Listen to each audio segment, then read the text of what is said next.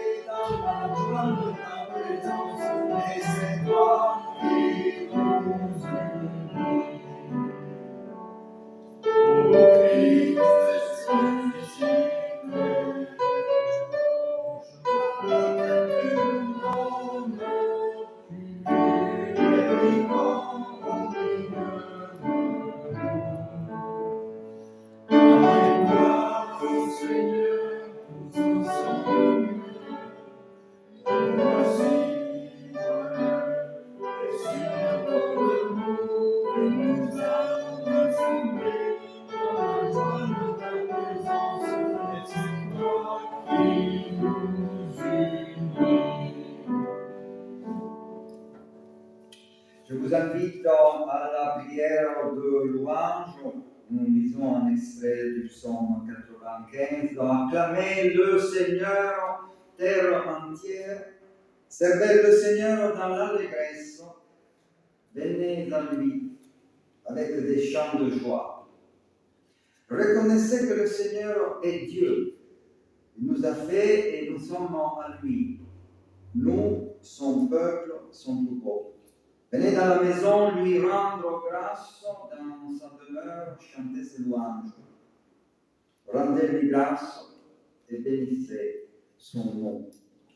Dieu notre Père, nous te rendons grâce nous aussi à notre tour. Cette terre ancienne qui chante tes louanges est aussi notre prière.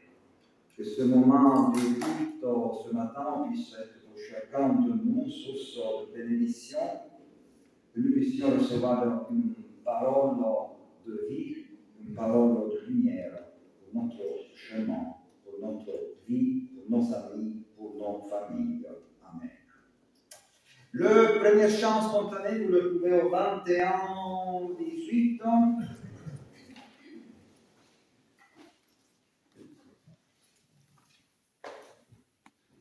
Les deux strophes.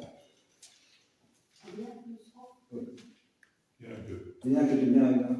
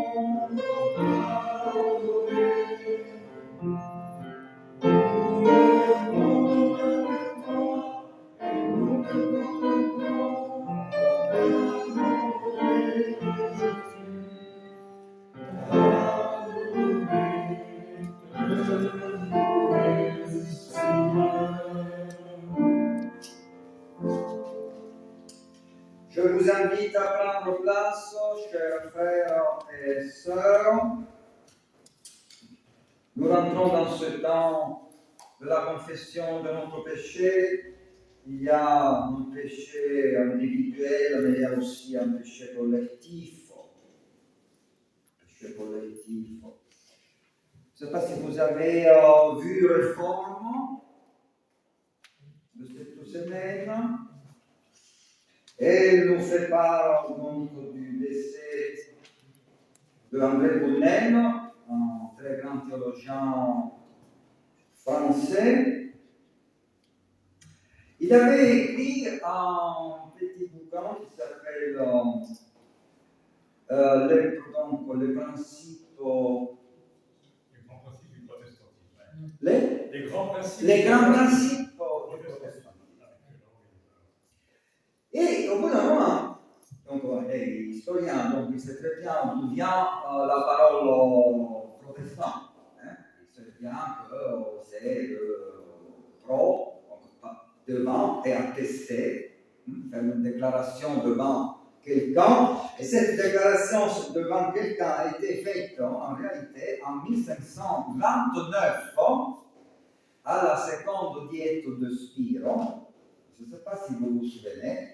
Quand au bout d'un moment, le frère de Charles Quint, Fernando, je pourrais s'appeler, Fernando, donc au nom de l'empereur, dit bon, donc on vous a donné trop de liberté religieuse, maintenant il faut se regarder pour les princes luthériens, maintenant il faut revenir un peu à l'église de mère.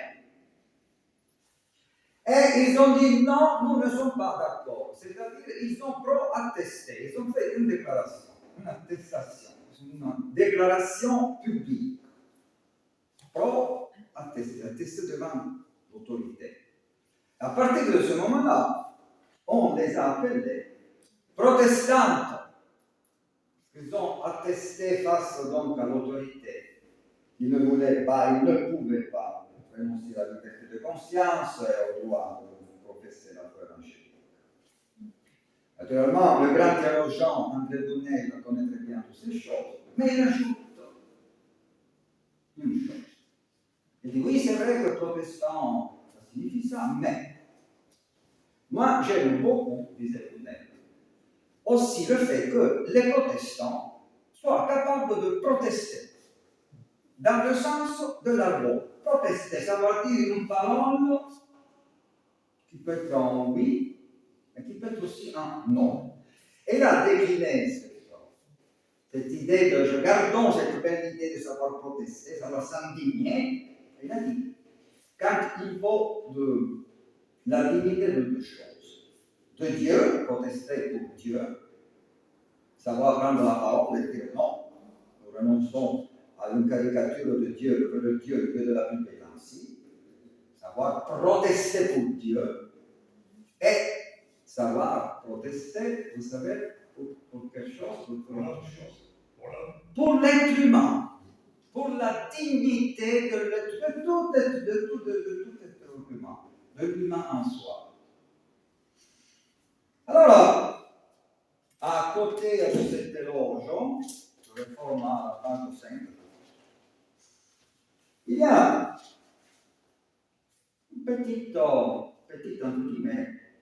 petit rappel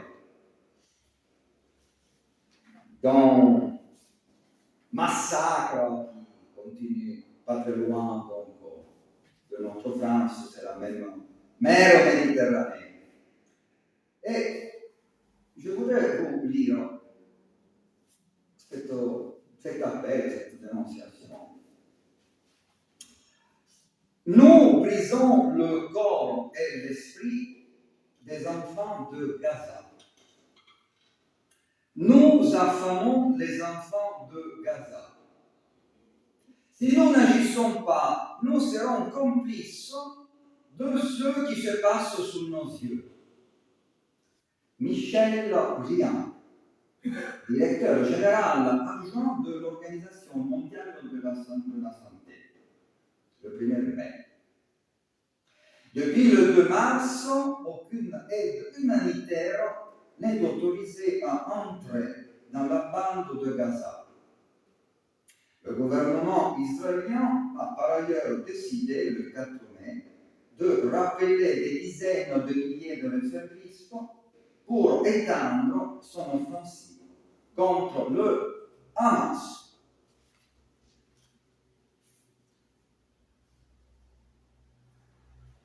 On n'ajoute rien, on n'ajoute pas les 114 journalistes tués, selon le Washington Post, 118 journalistes tués.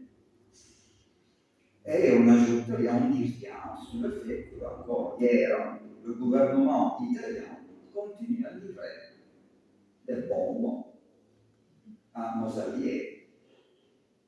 Nous trouvons toujours l'argent pour devenir toujours plus armés. Pour la santé, zéro. Pour la culture, zéro. Pour l'éducation, zéro. Pour améliorer la situation sociale, zéro. Zéro. Je parle pour ma nation, mais il me semble que le contexte européen, plus ou moins, est le même. Il y a un péché individuel, il peut y avoir aussi un péché collectif. Je vous invite à chanter le premier spontané qui vous fait rentrer dans ce temps de la repentance, dans ce temps où nous faisons mémoire que personne n'est innocent face à un massacre. Dans ta parole, oh Dieu, on reste assis.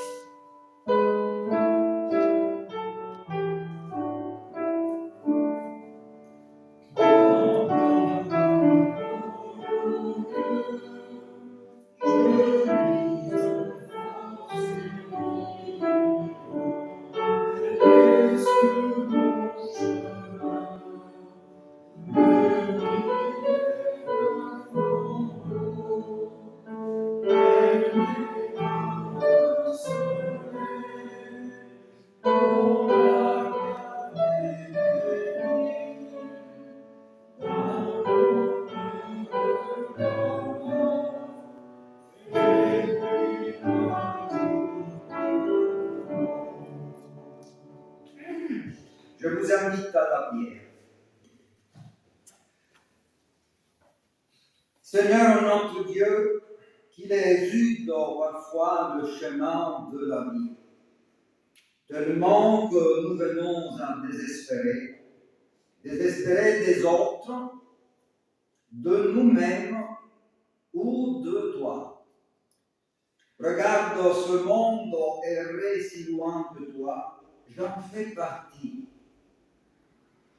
Il arrive souvent, si souvent, que nos pas deviennent lourds, notre marche hésitante, et nous nous arrêtons. Il arrive souvent, si souvent, que la violence vienne brouiller nos relations et les désillusions nous enferment. Comment croire en un chemin possible? Il y a des heures où ta promesse nous paraît incertaine. Viens toi-même nous relever, viens toi-même nous donner ton courage, le courage du Christ qui a chassé les marchands, le courage du Christ qui a chassé les esprits mauvais et les appelé avec leur nom. Comment t'appelles-tu?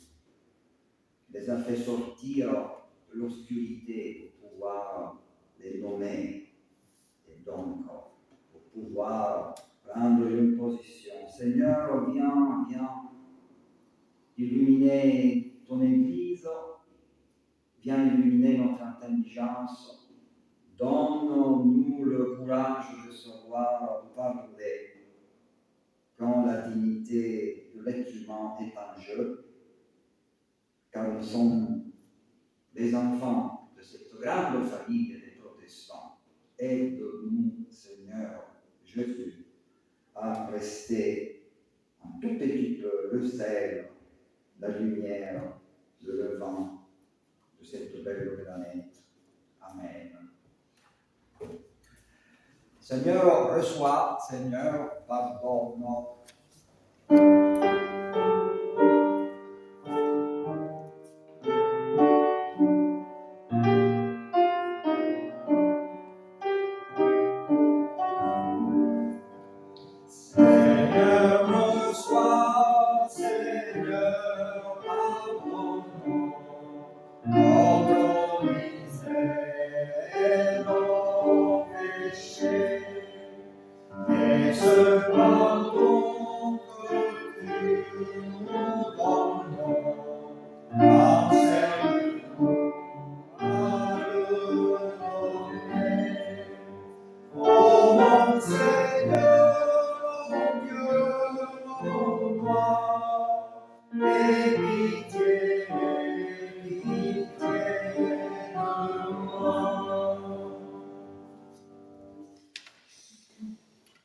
Chers frères et sœurs, notre liturgie bleue, en attendant, comment dire, qu'elle soit approuvée par le synode, nous accueille à ce moment de l'annonce du pardon avec cette parole de grâce. Je vous invite à vous lever. Ma sœur, mon frère, en Jésus-Christ, le monde est libéré du péché. Rien ne peut nous séparer de l'amour de Dieu. Il nous donne de croire qu'en tout impasse, on s'offre un passage. L'homme de Nazareth se fait lui-même chemin pour toi, pour moi, pour nous. Il ouvre en nos cœurs des chemins de vie, de confiance et d'espérance. Amen. Rêvé par le pardon, nous chantons ensemble. Christ est ressuscité.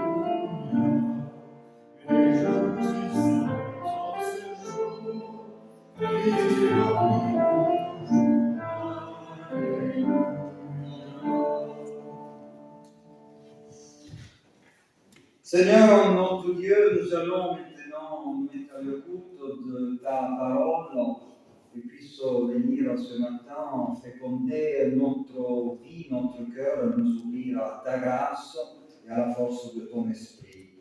Amen. Je vous invite à prendre place, chers frères et sœurs, et j'invite donc Fabien à venir ici pour lire le texte que je vous propose pour ce matin.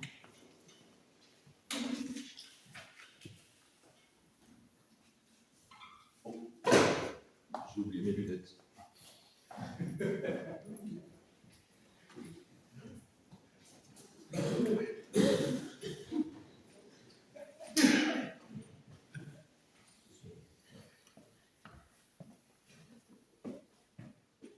C'est quand même écrit fichtrement petit.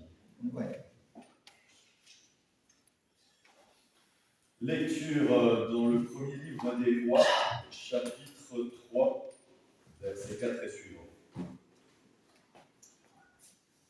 On parle de Salomon.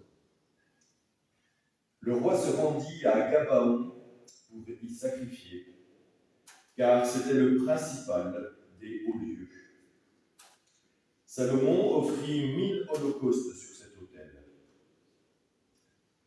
À Gabaon, pendant la nuit, le Seigneur apparut en rêve à Salomon.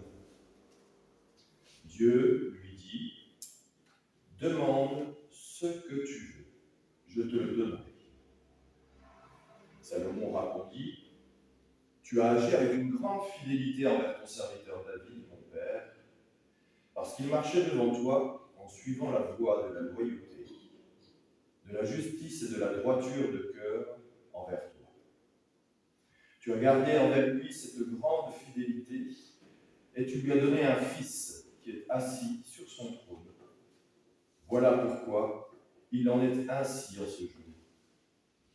Maintenant, Seigneur, mon Dieu, c'est toi qui m'as fait voir, moi, ton serviteur, à la place de David, mon père. Je ne suis qu'un petit garçon, je ne sais rien faire. Je suis au milieu de ton peuple, celui que tu as choisi, peuple nombreux, qui ne peut être ni évalué ni compté à cause de son grand nombre.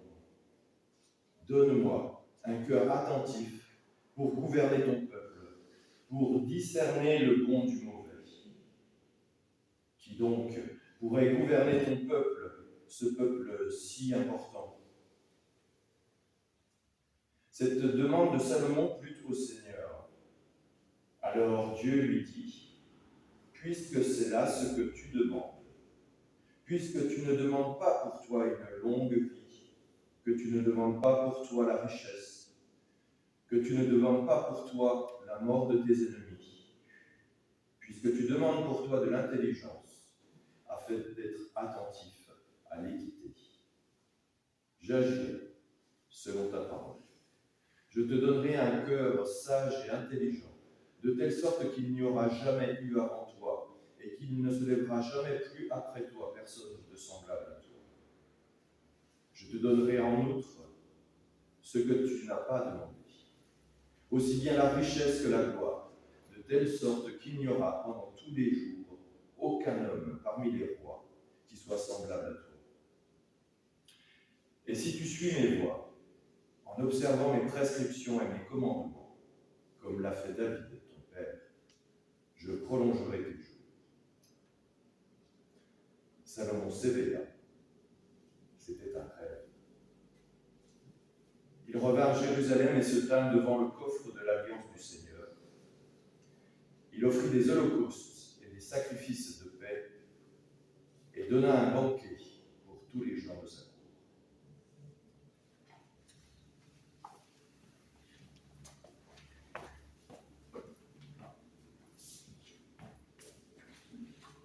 C'est la première parce que je vois bien.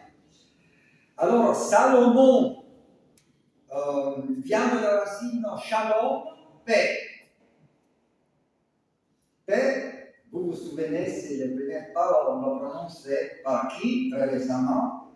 Par une personne très importante, Robert Francis Prevost, nommé donc pape, Léon XIV Il a dit, la paix soit avec vous, donc c'est la parole que je suscitais, paix, shalom, Salomon, Salomon, en regardant et en écoutant le message du pape, la paix soit avec vous, je pensais à Salomon, et il a ajouté, le Christ est ressuscité, parce que nous sommes encore dans la période du temps de Pâques. Alors, ce matin, je ne veux pas trop entrer sur les paroles du pape, sur le sens de cette élection. Je le ferai peut-être une autre fois, parce que c'est un pape très intéressant, il me semble. Mais on va se plonger ce matin sur Salomon. Donc, le nom vient de la même racine que le mot paix, shalom. Salomon est celui que Dieu a choisi pour construire le temple, la maison de l'Éternel. Le Seigneur lui-même avait dit à David, son père, tu ne construiras pas une maison pour mon nom, car tu as versé beaucoup de sang sur la terre devant moi. Voici, il t'est né un fils, Salomon. Il sera un homme de paix. Je lui donnerai du repos. C'est lui qui construira une maison pour moi. Vous vous souvenez de l'époque biblique, hein? À la naissance de son fils Salomon, David formula un vœu. Pour accomplir une telle tâche, il faudrait que le Seigneur lui donne du discernement et de l'intelligence lorsqu'il serait établi sur Israël, dit David, au sujet de son fils. Peut-être Salomon a-t-il gardé dans son cœur les paroles de son père David. Peut-être les a-t-il reconnus comme étant en cohérence avec sa foi en Dieu. Et lorsque l'occasion s'est présentée, dans ce rêve que nous venons de lire, il a demandé à Dieu l'ingrédient secret pour que sa mission réussisse. Car au fond, on ne s'improvise pas sage. Les belles paroles doivent être accueillies, trouver le temps de mûrir en nous pour porter beaucoup de fruits, comme dans la parabole du semeur. L'importance de ce texte que nous venons de lire est soulignée par le fait qu'on le retrouve 2 fois dans l'Ancien Testament. Ici, donc dans notre texte de la première roi, et aussi dans le livre des Chroniques, 2 fois le même texte. Pourquoi ce texte est ici important? Parce qu'il dit, petit a, quelque chose sur la foi, et petit b, quelque chose de Dieu. En réalité, il dit même beaucoup sur la foi, et je dirais beaucoup sur Dieu. Commençons par le premier point, la réponse de Salomon est tout d'abord une très belle confession de foi en Dieu. À travers le récit de l'histoire de son père David, dont il fait une brève mais puissante mémoire, Salomon reconnaît le dessein fidèle de Dieu. Il parle de son père, mais il dit, comme il est grand le Seigneur. Il ne dit pas comme il était bon mon père. Hein? Il fait une confession de foi et son père, tout de suite, le centre devient Dieu, comme ça devait être le cas à l'occasion des enterrements. Normalement, parfois, il y a le risque qu'on mette en avant la personne. Et là, Salomon, quand il est en train de réfléchir sur son passé, il met en avant Dieu. Il aurait pu dire, mon père était un grand roi, un grand combattant, un homme qui a connu le succès. Certes, il a aussi été un pécheur, mon père David, et s'essuyait de sang innocent. Mais il a également connu la véritable repentance et a su choisir sans ambiguïté un retour authentique vers Dieu.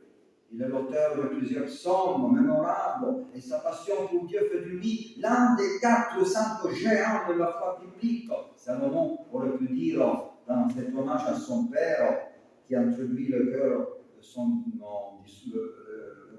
discours. Papa était un homme porté par Dieu, un visionnaire, un veilleur, quelqu'un qui parlait avec toi, Seigneur, d'une manière telle qu'on pouvait presque te voir de nos propres yeux. En croyant en relation permanente avec toi. C'était ça mon papa. Il aurait pu dire ça. Imaginez-vous des obsèques où le défunt est au niveau de taille. Imaginez-vous l'hommage. Chers frères et sœurs, mais voilà, au lieu de s'attarder sur la grande foi de son père, Salomon ne se contente pas de rester sobre, selon la tradition protestante, il va plus loin, il fait mémoire de quoi? De la grande fidélité de Dieu. Toi, Seigneur, tu as traité ton serviteur David, mon père, avec une grande fidélité. Tu lui as gardé cette grande fidélité. Salomon met en avant Dieu et non la célébrité de son père David, l'exemple de David. Car la source de toute confession de foi est la fidélité de Dieu. Nous pouvons bénir le nom du Seigneur car il est fidèle à ses promesses de paix et de grâce envers les siens. Confesser sa foi signifie d'abord et avant tout confesser en Dieu qui place le pardon et la miséricorde au centre. Toute confession de foi est le rappel que Dieu est bon. Il est proche de l'être humain. En quelque sorte, confesser sa foi, c'est louer Dieu, rendre gloire à son nom pour tous ses bienfaits. Alors, la foi est une vision, une déclaration, la mise en parole de quelque chose de caché aux yeux des hommes. Oui, la foi, elle est aussi la possibilité de faire sortir les choses invisibles pour les offrir aux autres, d'une manière que les autres puissent aussi s'approcher aux choses invisibles. Comme le disait le grand philosophe Kierkegaard, les chrétiens sont les chevaliers de l'invisible. Ils savent marcher, tenir le chemin malgré nous vivons dans l'invisible des choses spirituelles. Le Christ, on ne le voit plus. Chevalier de l'invisible, les croyants simples, aller vers lui malgré qu'ils sont dans l'invisible. Alors, disait donc, tu nous as traités avec une grande fidélité, car tu es bon et plein de miséricorde. Je pense qu'un point important de ce texte, c'est de nous rappeler que Dieu est toujours au centre de notre vie spirituelle. Nous avons mentionné ces mentions de théologien qui vient de décéder, le grand André Gournel, grand historien de la Réforme. Et vous savez qu'un des principes les plus importants de la Réforme, c'est quoi? Soli Deo Gloria. Là, je vois que le public a bien marché dans le passé dans cette église. Soli Deo Gloria, Dieu seulement la gloire. Et il y a aussi un autre principe qu'on oublie très souvent. Ça, oui, on le sait, on la met là. Ecclesia semper reformanda est. Ça, par contre, on l'oublie très souvent. C'est-à-dire que l'Église, elle doit être de manière permanente réformée. Elle doit s'adapter, c'est pas se réformer. Ça, on l'oublie souvent, parce que nous, on est attaché au passé, aux choses, à notre confort. Le deuxième point important de ce texte célèbre, c'est qu'il dit aussi quelque chose d'essentiel sur Dieu. Donc, nous avons vu un peu sur la foi. Et le voici, Dieu ne raisonne pas comme les humains.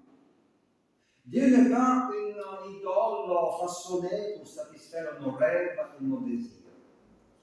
Les désirs du cœur humain ne sont pas nécessairement les désirs de Dieu. Dans ce passage, Salomon exprime quelque chose qui touche à la vérité ultime de Dieu. Il présente un Dieu radicalement différent des autres divinités. Le Dieu d'Abraham, le Dieu de Salomon et de Jésus de Nazareth n'est pas comme les dieux au pluriel des Ammonites, des Édomites, des Hittites, des Sidoniens, des Romains.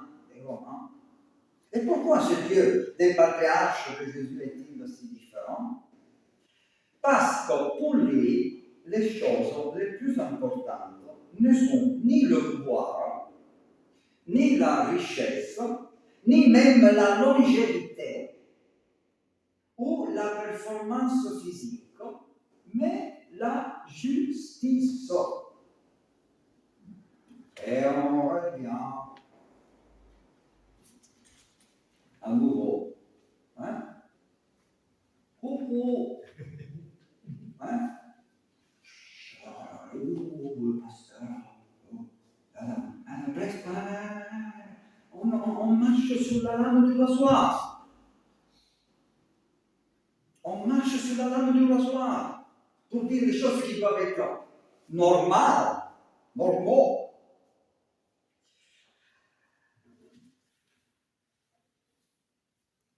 Ôtez de devant mes yeux la méchanceté de vos actions, apprenez à faire le bien, recherchez la justice, disait le prophète Ésaïe. Protégez l'opprimé, faites droit à l'orphelin, défendez l'aveugle. Et dans notre texte, Dieu ajoute, puisque tu n'as pas demandé pour toi une longue vie, là, Dieu à Salomon, parce que là c'est, Salomon aurait pu dire, bon, je veux une richesse, une gloire, une longue vie. Légitime. Prier peut-être pour la santé est important, bien sûr, mais ce n'est pas encore le plus important dans ce texte. Demandez un cœur sage et perspicace, capable de discerner le bien du mal. Voilà la prière la plus élevée. Si je comprends bien ce texte. Dans le Nouveau Testament, on retrouve le même message quand Jésus dit « Demandez le Saint-Esprit et Dieu vous le donnera ». Salomon recevra donc la sagesse en abondance, le roi Salomon, selon la plus grande encyclopédie en ligne, Wikipédia, qui aujourd'hui est un peu mise en côté. Parce qu'aujourd'hui, si vous faites des recherches, il faut aller sur ChatGPT, d'accord? Qui est un niveau un peu plus élevé. Si ChatGPT c'est plus élevé, malheureusement pour moi, parce que j'ai acheté des actions chez Alphabet et pas chez Meta ou Microsoft. Microsoft est un peu derrière OpenAI, ChatGPT, donc je le dis et je suis juste de le dire. Mais revenons un peu au texte. Selon Wikipédia, le roi Salomon s'est distingué au début de son règne par une sagesse reconnue, rendue mythique par ses jugements et ses maximes. Il faut le roi le plus sage de l'Ancien Testament. Alors, qu'est-ce que la sagesse de l'Ancien Testament, chers frères et sœurs? Je pense qu'il faut aller chercher la réponse dans la Bible. Il y a un proverbe. Le commencement de la sagesse, c'est la crainte du Seigneur. Ce proverbe contient peut-être une nuance polémique. Je ne savais pas. Je suis allé voir, il y a peut-être une nuance polémique dans ce proverbe. À un moment donné, dans l'histoire d'Israël, l'idée s'est répandue qu'on devenait sage en devenant cultivé. L'auteur des proverbes répond non. L'importance de faire l'exégèse. Parce Nous, on lit le commencement de la sagesse, c'est la crainte du Seigneur. Nous, on ne va pas penser que peut-être il y a une polémique contre quelqu'un. Ce n'est pas la culture qui rend sage. L'opinion dominante disait le commencement de la sagesse, c'est le respect des maîtres, des professeurs, de ceux qui savent plus que nous. Mais l'auteur biblique réplique, selon cette exégèse, non. Les maîtres peuvent transmettre le savoir, mais pas la sagesse. Vous êtes d'accord? Je pense que vraiment on est tous d'accord. Les maîtres peuvent transmettre la connaissance, mais pas la sagesse. La connaissance vient des hommes, la sagesse vient de Dieu. Cette ancienne controverse n'a pas vieilli. Elle est plus actuelle que jamais. Nous vivons aujourd'hui dans un temps riche en connaissance, mais pauvre en sagesse. Jamais l'humanité n'a su autant de choses comme aujourd'hui. Jamais. Jamais elle n'a été aussi instruite. Même les robots sont beaucoup plus instruits que l'homme de la rue. Et pourtant, comme au temps de Job, la sagesse, où la trouver? Job 28, verset 12. On en ignore le prix chez les hommes, elle ne se trouve pas au pays des vivants. C'est fort. Nous sommes entourés et presque écrasés par une montagne de savoir dans tous les domaines, mais nous traversons un désert de sagesse. Et déjà au Moyen-Âge, certains l'avaient anticipé. Au moment de l'essor des méthodes scientifiques, au bout d'un moment, il y a un proverbe qui s'est formé au Moyen-Âge. Le voici, la science augmentera, mais la sagesse diminuera. Ancien proverbe du Moyen-Âge. Au moment où vraiment la technique commençait à faire ses progrès. Ainsi, le commencement de la sagesse, comme le dit notre proverbe, c'est avant tout ceci. Ne pas confondre ni assimiler culture et sagesse. Le commencement de la sagesse, ce n'est pas la crainte des gens cultivés, mais la crainte de Dieu, la crainte du Seigneur. Et cette crainte de Dieu n'est pas la peur, c'est même tout le contraire. Celui qui craint Dieu n'a plus peur de personne ni de rien. C'est lui qui craint le Seigneur. Vivre dans la crainte du Seigneur, ce n'est pas vivre dans la peur, mais c'est exactement l'envers. Exactement le contraire. Donc, si quelqu'un me demande qu'est-ce que c'est la crainte de Dieu, je répondrai sans doute c'est exactement le contraire que vivre une vie sous la peur des autres, la peur de soi-même, de ne pas réussir, et la peur de Dieu. C'est exactement le contraire, la crainte de Dieu. Après, si vous me demandez, mais ajoute encore d'autres phrases pour mieux cibler cette crainte de Dieu, je vous dirais que plus que ça, je ne serais pas capable d'ajouter. La crainte de Dieu, c'est vivre libéré de la peur, de la culpabilité, de la damnation. Là où se trouve la sagesse de Dieu, là se trouve l'Esprit du Seigneur, et là où est l'Esprit du Seigneur, là est la vraie liberté, disait le Nouveau Testament. Amen.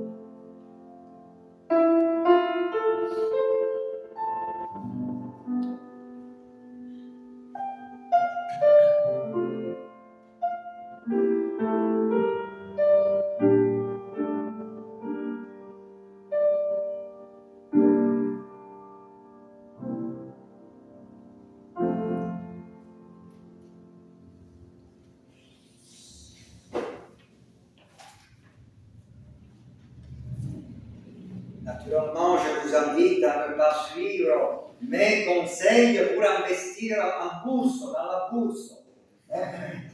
C'était juste un truc qui n'a pas du tout la valeur de conseil. Alors, chers frères et sœurs, je vous invite à chanter ensemble le deuxième chant indiqué, le 41-28. Page 600.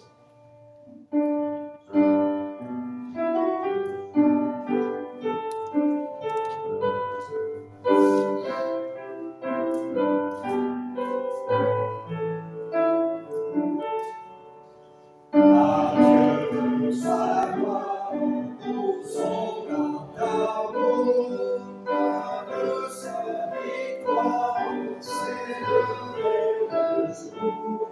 Jésus à la place des morts sur la croix, et comme sa grâce à celui qui croit.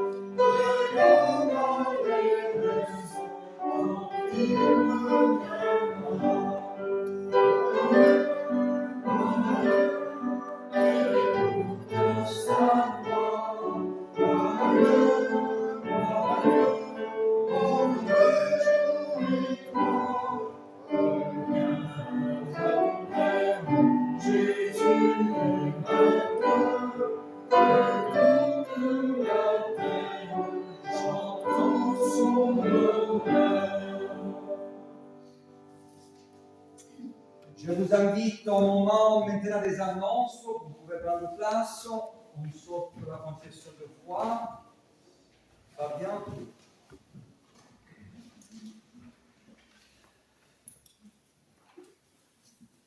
Au nom du Conseil presbytéral, bonjour et bienvenue à tous. Merci beaucoup pour toute ce prêche et cette musique, Janine et Stéphano. Pour les actualités de la paroisse, il va falloir regarder vers l'Est pour cette fin de mois. Si jeudi, on se retrouvera bien jeudi à 14h30 à la salle Argelès pour l'étude biblique. Dimanche prochain, il n'y aura pas de culte à Grasse, mais avance à 10h30. Nous célébrerons donc avec nos frères de Vence un culte et ensuite un repas tiré du sac. À la sortie de la chapelle, vous trouverez une liste de présence et sur laquelle vous pourrez faire figurer éventuellement ce que vous comptez amener, boissons, sucrées. Non, attention. Oula. Ok. Le repas est préparé par la communauté de Vence. Ah, oui, excusez-moi, j'ai entendu. Voilà, c'est pour. Mais, il y a un mais. C'est un peu plus près à l'est. Ce sera pour le culte des Courmettes le 29. La liste de présence, c'est pour la fête du mois de juin. Donc, alors, pour ce dimanche, Je reprends. il y a la fête Je du l'ai. Les maîtres de jeu, il faut pas oublier. Oui, là, oui, je brasse un peu là. Hein.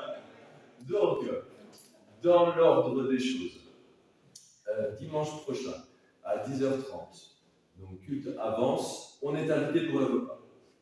Ok. Ensuite, nous avons. Il faut. Pour ceux qui le souhaitent, Ceux qui vous le pouvez souhaitent. vous inscrire si vous souhaitez participer à ce repas et porter soit un gâteau, soit une salade. Ou sinon, venez simplement tel que vous êtes. Et le même jour à 17h, Même jour à 17h, ici donc à la chapelle. Si vous avez le temps de revenir de France, 18h30. c'est tout à fait faisable carrément. Et 18h30. À 17h. 18h30. Oui, cette fois c'est à 18h30, Pierre. Il a changé maintenant. Le concert, c'est 8h30. Oui. Alors, d'après Tony, c'est ça. D'après. Très bien. Oui. C'est qu'on est débordé d'activité là, franchement. Il va falloir prendre un agent, je crois. Donc on revient dans l'ordre. Dimanche prochain, pas de culte à Grasse, mais avance à 10h30. On aura un catéchisme à la fin de la semaine, le vendredi 23.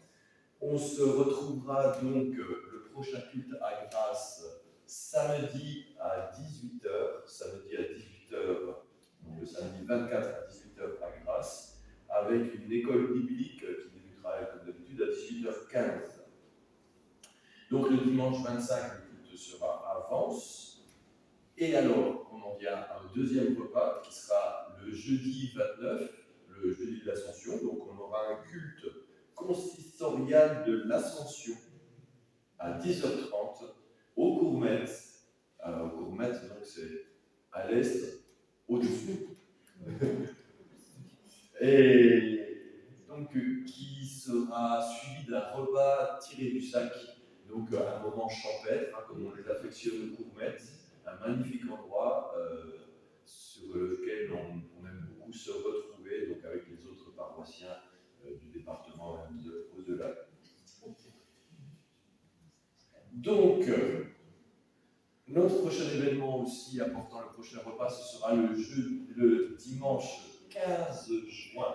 Le culte, 10h30, c'est bien ça. Donc, contrairement à d'habitude, on démarrera une demi-heure plus tard avec un repas ensuite collectif. C'est notre fête de la générosité, notre fête de la paroisse. Un repas donc sous forme d'auberge espagnole à la salle Argès, après le culte donc, qui commencera à 10h30. Et nous aurons la joie de pouvoir bénéficier d'un concert donné par Vocalida. C'est ça. Voilà. Donc le dimanche prochain, ce sera Vocalissimo à 18h30. Et le 15 juin, ce sera Vocalida à 15h. Si vous vous rappelez vraiment l'horaire et que vous venez à notre fête de l'amitié et du don, vous rappellerez de l'heure puisque ce sera juste après le repas. Voilà. Donc pour ces trois événements, nous allons faire bombance, comme on dit, hein, bien manger et partager évidemment la joie du Seigneur tous ensemble. Et nous en vous remercions d'avance. Est-ce qu'il y a d'autres annonces? Il y a des nouvelles confitures arrivées. De citron bergamote du bar sur l'eau, de la capitale. Il reste aussi des citrons de Nadia au village. On murmure que le bar sur l'eau serait en liste pour la capitale mondiale du citron bergamote. C'est l'UNESCO nous a reconnu. 5 euros le pot. 5 euros le pot. Qui sont donc à la sortie du temple. Merci de vous adresser à notre cher Pierre. Merci Fabien, c'est le moment de l'offrande maintenant.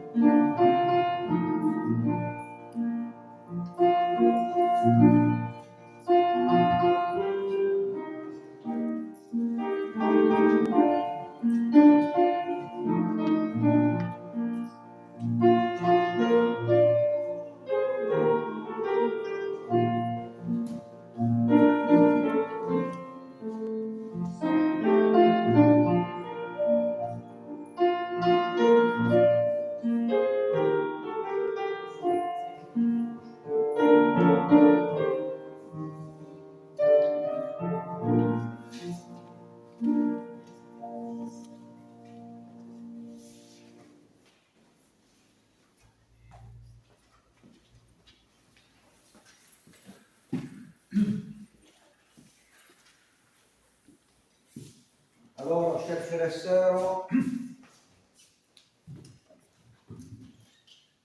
je vous invite à la prière d'intercession.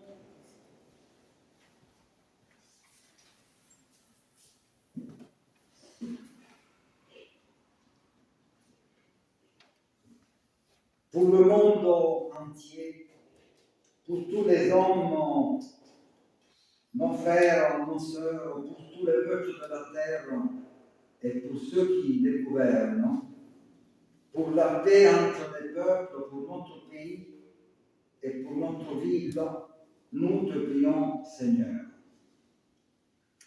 Nous te prions pour l'Église catholique romaine qui vient de choisir son pape. Nous te le remettons dans la prière, dans un esprit de communion et de fraternité. Seigneur Jésus, après la résurrection, tu as prononcé une parole de paix. La paix soit avec vous.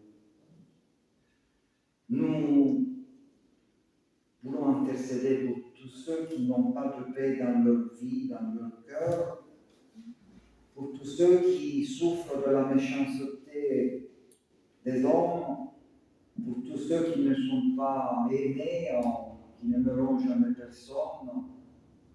Nous te prions aussi pour ceux qui ont des difficultés à faire face au quotidien.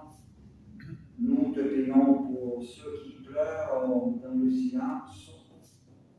Nous te prions pour les jeunes, pour tous ceux qui sont touchés par le deuil. Nous pensons tout particulièrement à notre très cher frère François Hubert, qui puisse toujours trouver une famille spirituelle qui l'accompagne, le porte dans la prière d'intercession, dans la présence.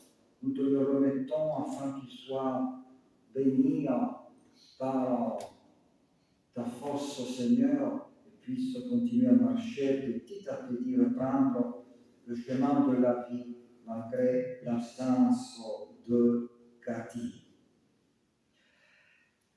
Et nous te prions dans le silence de notre cœur. Chacun de nous te porte des personnes, des noms, des situations. Chacun de nous dans le secret de son cœur.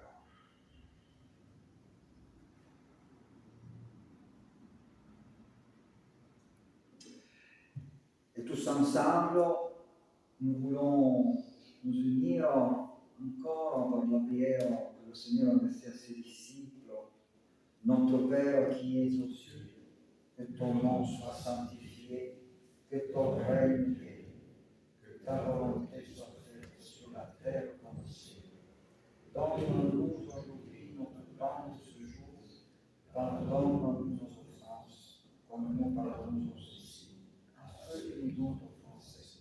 Et ne nous laisse pas entrer en tentation, mais délivre-nous du mal, car c'est à toi que la règne, la puissance et la gloire. Le dernier chant indiqué, proposé pour ce matin, 42:08.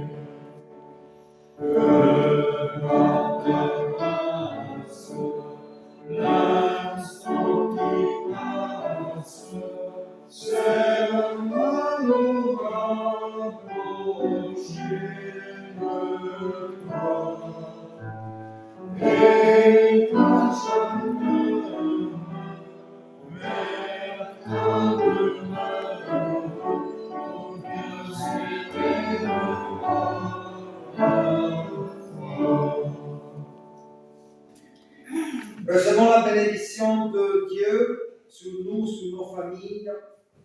Que le Dieu de toute grâce nous bénisse, qu'il fasse pour nous rayonner son visage, qu'il tourne son regard vers nous et nous accorde sa paix. Amen. Janine nous avait proposé un chant, ou sinon, à toi la voix. Eh bien, on est dans le temps de Pâques, on va faire.